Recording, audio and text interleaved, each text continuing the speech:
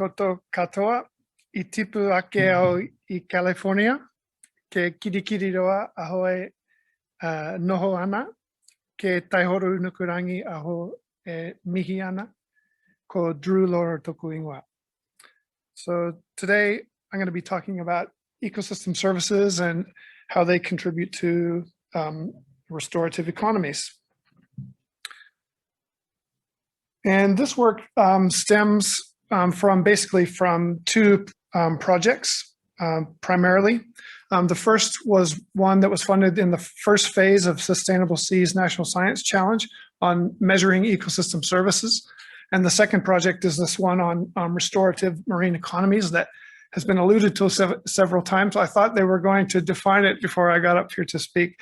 So maybe I should mention what my understanding of what restorative economies are is really a blending of business activities and environmental activities, where the business activities contribute to the commons rather than taking away from it or ignoring degradation to the environment.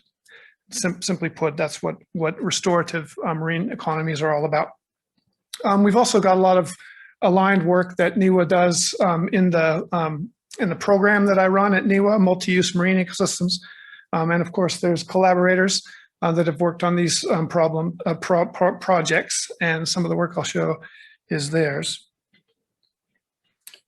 So I'm going to talk mostly about ecosystem services today and how they can be a tool or have an important use in restorative economies. And ecosystem services basically is a communication tool or a way of bridging or linking what biodiversity does to what people care about. And there's a series of steps involved here. So basically, ecosystem services sit in the middle between the biophysical sciences on one side and the socio and cultural elements that sit on the other side. And this includes the aspirations of iwi and hapu. So like on one side, you've got ecological processes and ecosystem functions, and on the other side, you have the benefits to humanity and the things that people value about our natural world. And as I mentioned, that the iwi and hapu aspirations are central to that. So just some examples of what biodiversity does for us. Organisms produce the oxygen that we breathe, and they take up the carbon dioxide that's contributing to climate change and all of its attendant effects.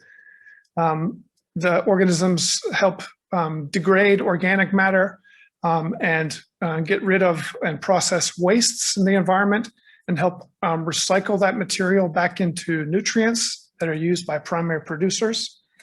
Organisms trap sediments. They protect our shorelines from waves and storm surges and other disasters like that. And of course, our marine ecosystems provide us with food and raw materials. So one of the things we've talked a lot about is ecosystem-based management, and it's kind of broadly defined, but one of the key goals of ecosystem-based management is incorporating environmental, social, and cultural values into decision-making. So we don't ecosystems, but we have to manage what we put into them and what we do to them. And I think ecosystem services are one of the key parts or tools, or it's the glue that kind of holds all of this together. So this is one of the sort of simple ways of accounting for how biodiversity benefits humanity. And we kind of construct these, you can construct these matrices that you basically list a variety of ecosystem services. Some of the things I mentioned on the slide previously as columns, and then you list out either species or habitat forming species, habitat types as rows, and you develop these matrices. And basically you go through, so for example, if you have a cockle bed, a cockle dominated habitat, we know that they're a key Kaimoana species. They're culturally important and they're recreationally and commercially harvested. We know that they Can't read it from here. Oh, yeah. So we use them for materials. So you can actually crush up the shell material and use it in your gardens or as roading materials. We know that they filter particulate matter out of the water column and therefore contribute to water clarity, which people value, clear waters. And they have calcium carbonate shells. And they, again, by filtering out organic carbon and sequestering on the seabed, they contribute to carbon sequestration. So, and on down the line, I'm not going to go all through, but basically this is how you construct these matrices. And you can go through for different types of habitats. And they all may contribute in slightly different ways, depending on their life history or biology or what have you. Now, there are some upsides to this approach. So I think one of the key upsides is that the matrix approach demonstrates a real broad array of potential benefits that the biodiversity provides. And they may even help certain particular species that provide more services than others. So you can imagine that these matrices can have, 40 rows or, however many more species you want to put in your matrix. I think the downside, though, is that it's sort of a yes-no approach, and it doesn't really tell us much about how much ecosystem services is being delivered. So for example, if you look at the carbon sequestration one, it's basically saying that all three of these different and very different types of species, so cockles, seagrass, and kelp, they all contribute to the carbon sequestration service, but certainly they don't all contribute in equal quantities. We need to understand which ones are sequestering more, which ones are contributing more to the service. And also, there's the issues of scale. If you have one small little cockle, is it contributing anything to carbon sequestration? Probably not. You need a large bed of cockles, and the size that's important in terms of delivering services is often poorly defined. So I really think that if there's a strong need for ecosystem services metrics, we really need to get much better at quantifying and measuring these things, even if it's just on a single species and a single ecosystem services basis. Basically, from a conservation standpoint, and yesterday people talked about marine reserves, but you cannot adequately protect ecosystem services if you don't know where the services are being delivered and in what quantities. So we kind of need to quantify and map ecosystem service delivery. And in terms of this restorative economies or blue economies idea, quantification is also really critical if you're going to put any type of economic value on it or use it for offsetting. And we'll talk about, the carbon markets, and people mentioned the value of removing nitrogen from the environment as well. So I'm just going to go through a couple examples just to show that we are getting better at quantifying things. So we can basically work from a species like a cockle, and we understand what sort of processes it contributes in terms of its life history. So we know that they filter feed, and they shed off biodeposits onto the seabed, and also they bioturbate the sediments. You can actually see them kind of moving and reworking the sediment. And we follow these processes through to functions and services. And these are things that we can measure in different settings, so we can go out to different places, and we can also understand how service delivery depends on the densities of the species that we're measuring. We've also got some reasonably robust methods for quantifying spatially where these organisms are, what their densities are, so we can map the distributions of species across the spatial domain. And with this type of information, the next step is linking service delivery to the different densities of organisms. This is what we've made these measurements. We have good understanding of the relationships between density and service delivery. And from that, piece this together and make some maps of where these ecosystem service hotspots are. This is a kind of a different approach. It's not a species based approach, but we can basically now map a proxy for the removal of nitrogen. So we talked about nitrogen before.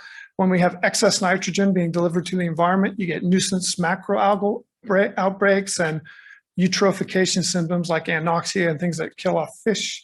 So these are things that are undesirable. So we want to know what elements of the environment are contributing to the removal of nitrogen naturally by natural processes. And we're getting much better at doing this type of thing. So just kind of reviewing here why I think ecosystem service quantification is key. I think it's important for helping us decide what to restore. So basically, we can first go to what people value about their oceans and their marine environments. And again, this goes back to the aspirations of iwi and hapu, and trace it back to figure out which ecosystem service is the best. And then if we can go on and understand which species and habitats are best delivering those ecosystem services, maybe that can help us target what we want to restore and why. And also, I think when we look at the broader view, you know, these species contribute multiple different ecosystem services. And if you restore one species, you may be having differential effects if you're replacing something else. Some ecosystem services may go up and some may actually go down. We're talking about project planning as well. So you might, again, I talked about scale. If we know how much carbon is sequestered per meter squared or whatever, it'll help us determine how much habitat needs to be restored in order to offset a certain amount of carbon that that some organization wants to offset. And we'll basically understanding the net change in ecosystem service delivery. And again, at the end, people want to know if you're undertaking some sort of restoration activity, people want to know how well it's working. And that's part of the, in creating a good environment that people are willing to invest in. Even people, when they're not looking for economic returns for an investment, they still want to know that it's having the desired impact, that's having the effect. I'm just going to run through, hopefully, a relatively quick example. So again, we talked a little bit about carbon. Don't want it all to be about carbon, but it is kind of one of these things where, for example, a port company or some other operator in the marine environment might want to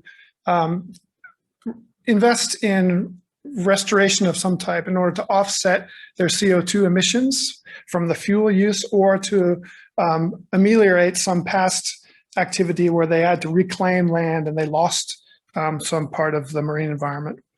And so you could either restore something like a cockle bed, or you could restore a seagrass meadow. And again, we need to understand the different rates of carbon sequestration in these different habitats in order to figure out what's the best strategy. And I guess the other thing that comes into this decision making is it's not just the carbon sequestration. These things are delivering multiple different ecosystem services. And also you might directly try to restore a cockle bed or a seagrass meadow.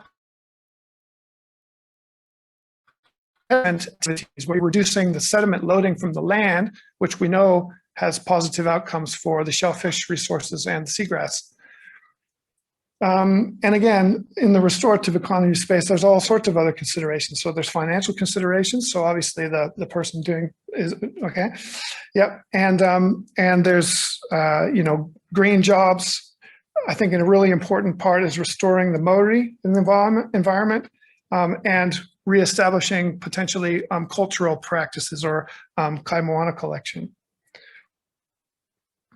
And then just final few thoughts is some of our degraded habitats, they are significantly degraded, but they still do contribute various ecosystem services. So one thing we need to talk about as well is that when we restore habitats, we're actually talking about the net change or net benefit in ecosystem service delivery. And that's important. You shouldn't necessarily kind of take full credit for all the carbon that's being delivered by the restored habitat. You're replacing something that was already delivering service, potentially of a lower value, but there you have it. And again, we talk about the different rates of sequestration or different rates of ecosystem service delivery. But I think probably one of the most important things, and this is my final slide, is that we need to maintain as best as we can the natural diversity, not only at at the species level, but at the habitat level, because all of these different habitats contribute a range of different services, and we need that natural mosaic in order to have good sustainability. So thank you very much.